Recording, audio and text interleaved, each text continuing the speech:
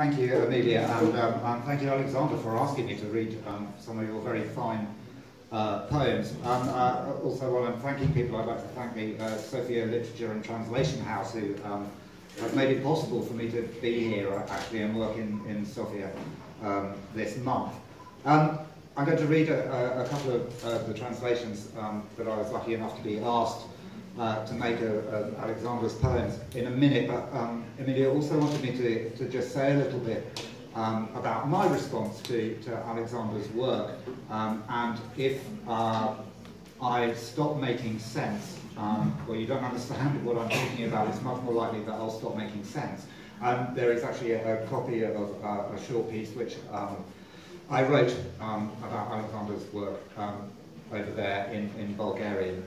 So, I mean, the thing that I really wanted to say was what drew me to Alexander's poetry is, I think, this rather wonderful attention to what you might call the everyday world and the details of our everyday life, and finding in those moments when we're kind of wandering around through the world, meaning and value in things which may seem very trivial. You know, perhaps the nest of a swallow, for example, which, as Alexander says, makes God's hand visible. And that kind of approach to poetry, I think, is really important. And I think, for me, as an English poet, it's something that I think gives poetry itself its value, and this ability to find value and meaning in the everyday, and not kind of ignore the values that are all around us. And I think that not only reminds me of a lot of poets that I really respect who write in the English language. I'm thinking of a lot of the post-war American poets from the Black Mountain School, for example, and there are poets in England like Roy Fisher and a good friend of mine, Peter Robinson, who are also engaged in a similar kind of way of addressing the world and showing that poetry is actually this part of our life. It's not separate. It's actually part of our life, and that I think is a very important thing, and in fact shows a great deal of humanity and humaneness, and that's certainly something that I hope has come out in my translations. I'm not sure. I also enjoy very much Alexander's engagement with literature, and you'll hear some of the poems which he's written about actually some of my personal heroes, in fact, which is rather nice. People like Sylvia Plath and Mark Christopher Marlowe, who's obviously often overshadowed by Shakespeare. And indeed, like Alexander, I have to say that I too have paid an unromantic visit to Wordsworth's cottage. So that was also a poem which struck a chord with me. Above all, though, I think one of the things that I think is so strong about Alexander's poetry is, as he puts it himself at the end of the poem Transfiguration, where he talks about letting everything come to rest where it belongs, like a pearl in an oyster. And I think that's a very, very profound thought, and has many ethical and moral implications, which I find very, very interesting and moving, in fact. After that, I'm going to read a couple of these translations, and of course, Natalie.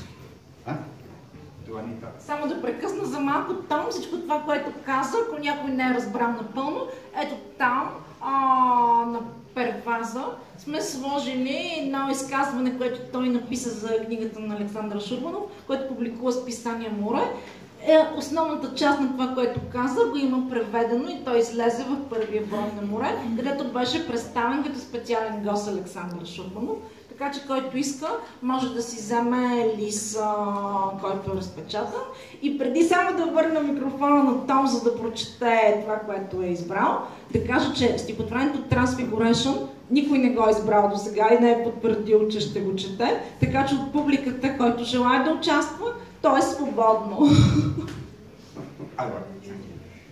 It naturally falls to the English poet to have the one poem which has a Bulgarian place name in its title. So my apologies for my probable mispronunciation. This is Alexander's poem, Ode to Velika Ternava. Such an untouchable city, standing aloof from present time, One above the other, its houses ascend the eternity of hills, gazing silently into the distance above the amber river's mutability. They await time's new incursions without trepidation, as if they were part of the terrain. Even if a flood comes, they will watch it loftily from the high balconies of an undeluged past, and the sun will wrap them in regal crimson. Писанието Море, отгоре, това стихотворение, Ода за Търновград, ще го прочета на български, Заро, Светозар, Внезовски, правилно ми произнесох. Да видиш.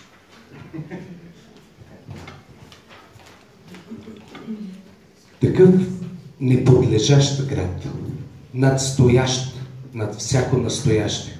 Една над друга къщите му се възнасят по вечността на хълмите и над менливостите на янтарната река се взират мълком към далечината. Очакват новите нашествия на времето, безтрепетно, като частици от пейзажа. Дори потоп да дойде, ще го гледат изотгоре, от високите балкони, на неотмитото си минало. И слънцето ще ги наметне с царствен пурпур.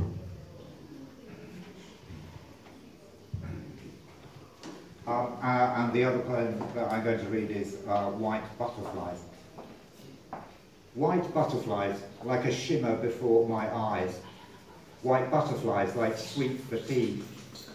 White butterflies as if birds, towns and people have sunk under the grass. White butterflies, how the sun scorches. White butterflies, what peace inside me. White butterflies, you are a dream. You're a dream, the spinning earth reverberation. White butterflies distract me some more. White butterflies pacify my soul. White butterflies, I'm already leaving. I'm leaving. The roofs shoot up like mushrooms through the grass.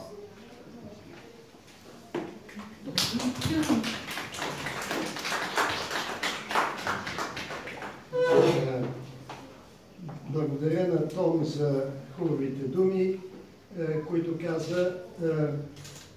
Това стихотворение Бели пеперуди беше първото, което ни свърза с Том като кореспонденти по интернет. И когато го прочетох на английски, казах на Емилия Миршийска, това е поет, искам с него да се свържа. И усетихте как звучи стихотворението на английски. Сега ще ви го прочета на български. Ще видите колко от оригинала, доколкото има нещо в него, е минало и в превода. Бели пеперуди, като мержелеене пред очите ми. Бели пеперуди, като сладка умора. Бели пеперуди, сякаш под тревите са се скрили птици, градове и хора. Бели пеперуди, колко жарко е слънцето. Бели пеперуди, колко тихо е в мене. Бели пеперуди, сън сте вие, сън сте, отражения от земното въртене. Бели пеперуди, още малко ме залъгвайте. Бели пеперуди, напълнете с мир душата ми. Бели пеперуди, аз си тръгвам вече, тръгвам като гъби, покривите никнат над тревите. Браво!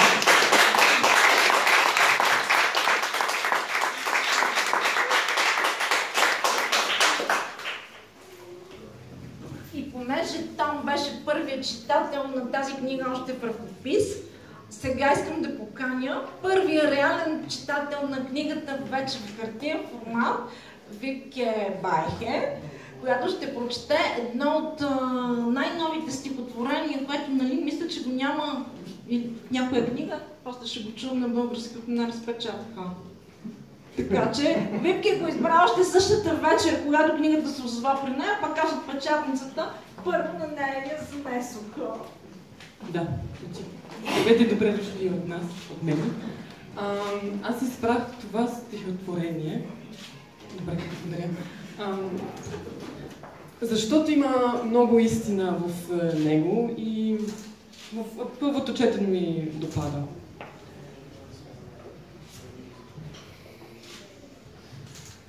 All the immortality we have.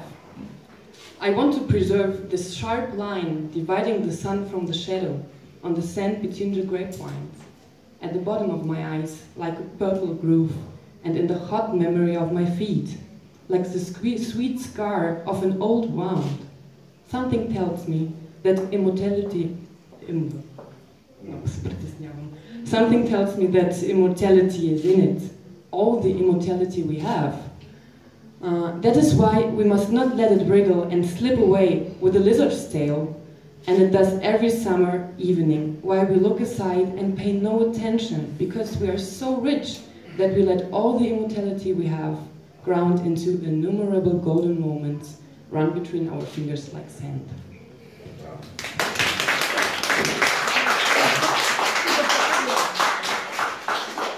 Благодаря, Вики. И аз ви благодаря за поканата. Ще го чуем и на български, прочетено от Таня Иванова.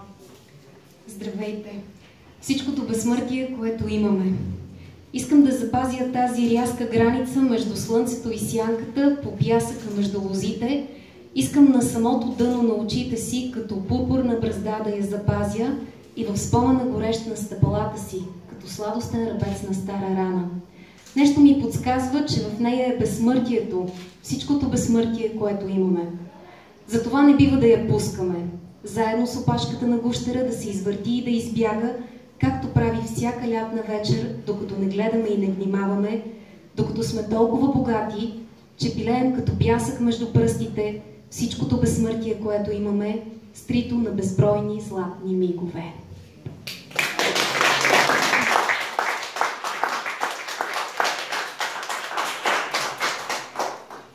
И сега да поканим Шон Станчов, който избра... Той беше третия читател на книгата, веднага след Вивки, същата вечер избра това стихотворение, което ще чуем после на български и от Росен Канафил, който също избра първо него. Аз му казах не, вече е избрано от Шон. Така че Росен ще го прочете после на български. Ravishment. You undress the apple gently, turning her in your hands over and over. Your knife is sharp. The dress falls down in coils at her feet. The denuded whiteness is dazzling. First you take her in her freshness with your lips. Then the teeth sink in the crispy flesh, and her sweetness gushes out over your palate. Now you're in a hurry, out of your mind, biting and swallowing, going deeper and deeper, turning and biting, biting and turning, until you've reached the heart. The heart is husky and seedy, useless leavings. Throw it away.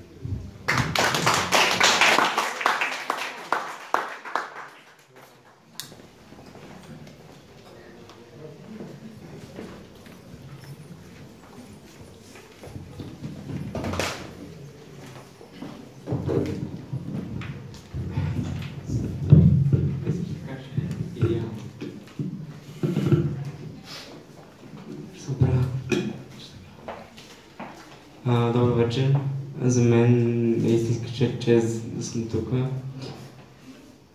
Едва преди няколко дни прочетох книгата Forsen и поезията в нея ме порази най-вече с това, че звучи на английски. Аз занимавам няколко години сериозно с езика и когато една българска книга звучи толкова на английски, значи повече от прекрасно.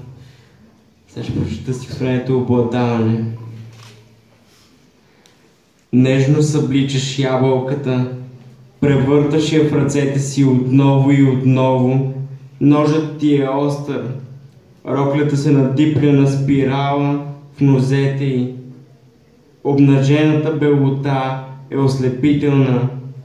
Първо поемаш свежестта и с устни, после забиваш зъби в хрупкавата плът и сладостта и руква по непцето ти. Сега си вече бърз, не си на себе си. Ръфваш и гълташ все по-надълбоко. въртиш и ръфаш, ръфаш и въртиш, додето стигнеш до сърцето. То е люспесто и семчесто. Захвърляш го, огриска. Александър Шрубан.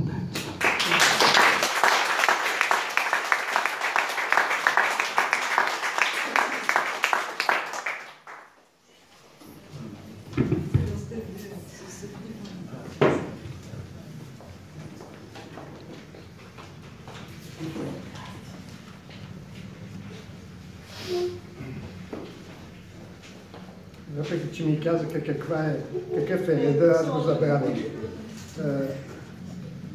Ще прочета едно стихотворение в превод на английски, мой превод. Нека да кажа, преди да го прочета, че идеята за тези преводи беше на Емилия Мирашчийска и нейният подбора на книгата. От един много по-голям мой подбор за други цели, тя извади тези стихотворения. Аз може би нямаше да подбера тези стихотворения, но сега този подбор ми харесва и го усещам като мой. И за това съм ми много благодарен. Тръгнахме, нали, от една идея за... Няма да казвам сега, всеки, който я прочита, ще разбере, но накрая включихме и нови, тези свързаните с Шекспир, последните две. За един конкурс ги гласихме, пък после си ги сложихме в книгата. Но не съм се канил да превеждам на английски толкова стихотворения. Превеждал съм отделни стихотворения по различни случаи, но толкова стихотворения за първи път правя и то, както тя каза, за много кратко време. И се радвам, когато чувам, че звучат на английски. Старал съм се да не добавям нищо. Това е много трудно, когато превеждаш свои неща, защото усещаш, че си отново в процеса на писане и си свободен да направиш ново стихотворение. Същевременно трябва да си поставяш непрекъснато спирачки. Опитвал съм се да правя и едното и другото едновременно. Това стихотворение се казва Богоявление на български и наистина го усещам като по-близко от много други стихотворения. Дано и на вас да ви хареса. И на английски звучи така. Epiphany. On the whitewashed wall, right under the eaves, the swallow pastes a black earth ark, then a few straws, and again some earth. Over this vertical basis, contrary to every principle of engineering, the swallow, his wings propped on air, builds his bird's home, and God puts his hand under it so that it doesn't fall. Little by little, the swallow's nest grows and takes the shape of God's cupped hand. Through it, God's hand becomes visible.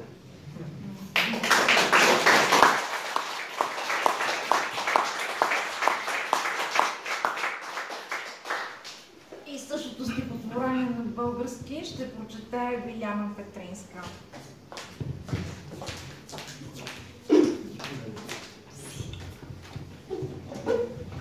Здравейте!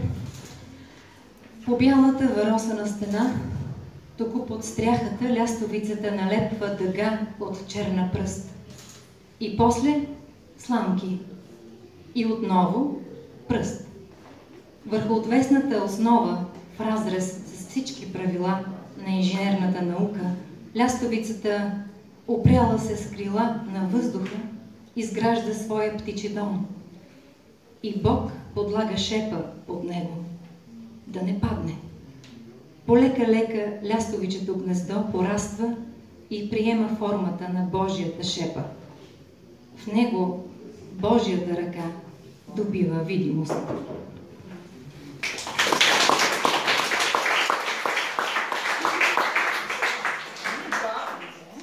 И сега започва така нашата театрална серия, като Яна ще прочете едно стихотворение на английски, после ще го чуем от професор Шурбанов на български. After Mercutio. We were young and strong and eternal then, and death was a joke. So we didn't notice how it slipped in among us, like the shadow of a cloud, and suddenly became real. We didn't see its face, only knew that it had arrived and had no sense of humor.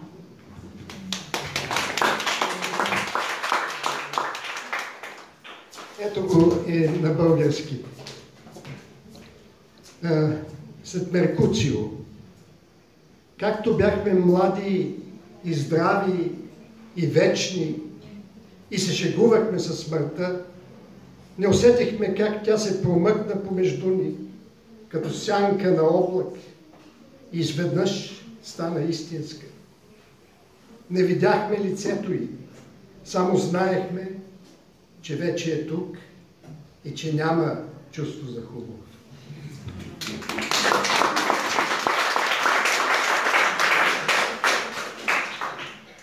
И сега искам да поканя Майя Кисьова да прочете едно от, може би, най-хубавите стихотворения на Александър Шурбанов. Поне всички италианци, които го прочетоха, защото ние го преведохме с Франческо Сомала и на английски, изключително му се възхитиха. На италиански. Да, извиняйте, на италиански, нали, на Шурбанов си е версията на английски, ще я чуете сега в изпълнение на Майя Кисьова. Преди да чуете стихотворението, аз искам да изкажа адмирации на професор Шурбанов като изследовател на творчеството на Кристофър Марлоу. В това отношение аз съм била негова индиректна студентка преди доста години, когато професор Снежина Панова ми възложи да правя курсова работа върху зараждането на ренесансовата драма и тогава, също така настръхнала както съм сега, прочетох цялата монография на професор Шурбанов, адмирации на учения, от който разцъфва поета. Стихотворението се казва "Убиецът", ще го чуете първо на английски. As is diving into a torrent of fiery lava, I sink into the verses of a poet who lived long ago and died young, stabbed with a dagger in the eye by some mercenary, allegedly in a tavern brawl. The murderer fled and survived the poet by more than 30 years. Today, after more than 300, we only remember him for the one he murdered, and we remember the murdered one for what he wrote. Some people don't even suspect that he was murdered. They dive into his verses and feeling that volcanic trap in them, and they realize that it is his heart. So for them, he's alive, which means that there has been no murder. And as for the murderer did not even exist.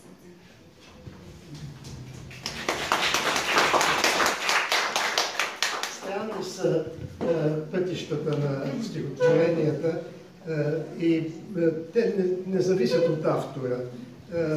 Те сами си избират пътищата, стига да ги пуснеш на свобода веднъж. Това стихотворение никога не съм го ценил особено и не съм го включил в нито една от книгите си. Спомням си още на времето, когато той излезе, мисля, в литературен вестник, преди доста години. Поета и преводача Георги Мицков беше жив и той тогава ми се обади и каза, че много го е харесал. И не му повярвах и сигурно сбърках.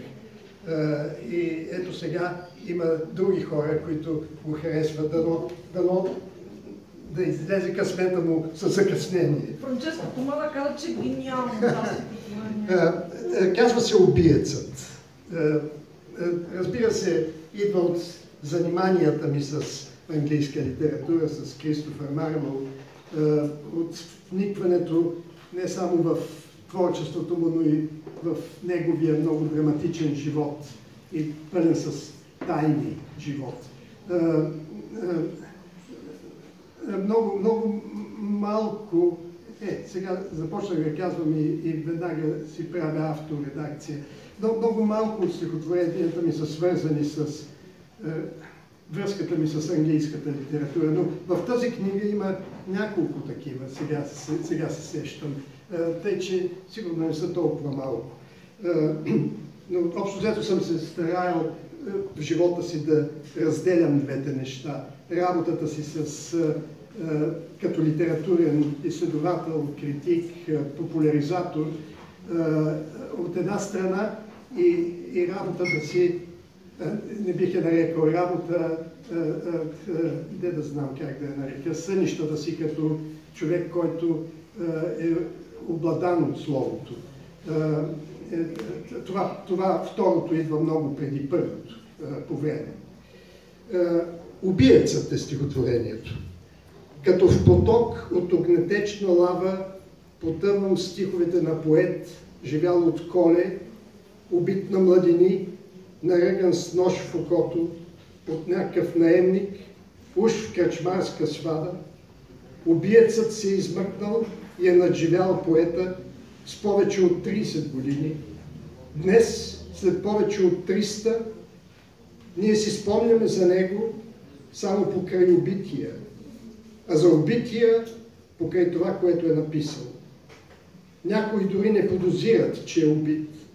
Те се потапят в стиховете му, усещат как в тях бие едно сърце като вулкан, разбират, че е неговото, и ето той за тях е жив и значи убийство не е имало, а пък убиецът не е съществувал.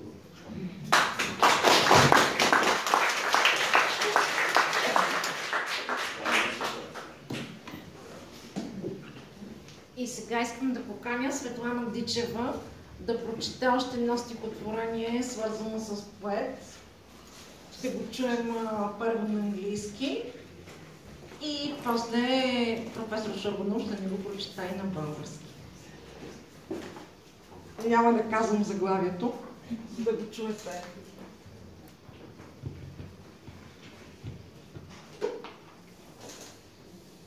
Autumn Promenade with Sylvia Plath. Through the autumn park where you never were in your lifetime, the existence of which you never suspected. Now I walk with you, with all that's left of you, which is all. A skinless woman, naked, like a wounded soul, blue-white with gold, with poppies for lips and no eyes, with eyes turned inwards. I walk with you in this workaday morning, made festive by the sun, and the gold scattered under our feet. I glance at you, out of the corner of my eye, naked and frightfully vulnerable, distant. Through you light sleeps.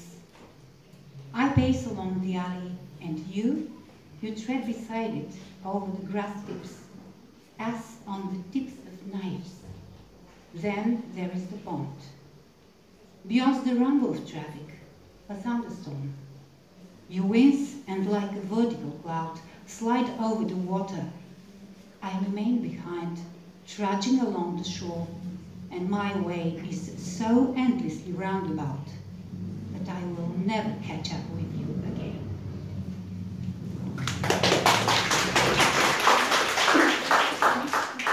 Това е стихотворение за една разходка, моя разходка през един парк с гола жена. Надявам се, че няма да го приемете буквално, както един мой приятел от детството още го прие на едно четене. Дойде след това и ми каза: аз не знаех, че ти си такъв. Какъв? Ами, много странно ходиш с гола жена през парк. Или си представиш, че ходиш поне с гола жена. Надявам се, че няма да го приемете вие така. Сигурен съм, че няма. Така.